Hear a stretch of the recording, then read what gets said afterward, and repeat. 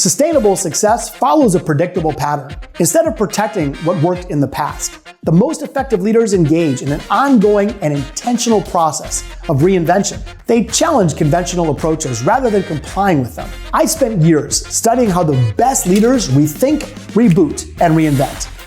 Not to mention, I've gone through some pretty massive reinventions myself over the years, as both a CEO who was managing through disruption, and then later as a venture capital investor. I've even studied reinvention through the lens of a professional musician.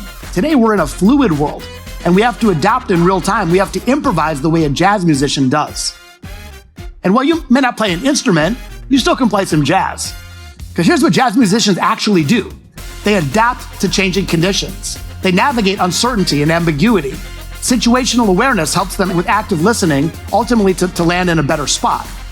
Real-time collaboration and problem solving. Recovering quickly from setbacks. Improvising to deliver the best possible outcomes. So I'd like you to think about that technique for a second. I call it the judo flip. It's very simple, but very powerful. When you're facing a challenge or an opportunity, instead of just doing the obvious, what you've always done in the past, you might just ask, what's the polar opposite? What would it look like instead if we judo flipped it? As mentioned, we're facing new challenges, and the one thing we know for sure is that we can't simply rely on the models of the past and expect the same result. We're gonna need to discover a new way to move forward. We're gonna need to find our way. There's a great quote from artist Tuli Kupferberg: "When patterns are broken, new worlds emerge." So today, together, let's break some patterns and explore a new path to success and ultimately driving great outcomes for us all.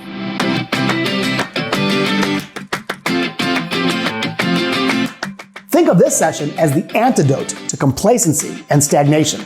We'll explore how and when to rethink traditions, the best ways to let go in order to move ahead, and a proven model of ongoing reinvention.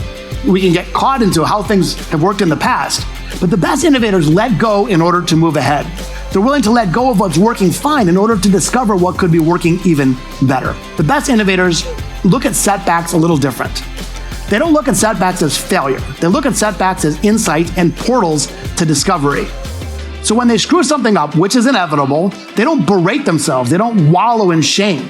They say, what can I learn from it? When I play music, I'm often asked, hey, how do you know you're gonna get it right? It's very fast, complicated music.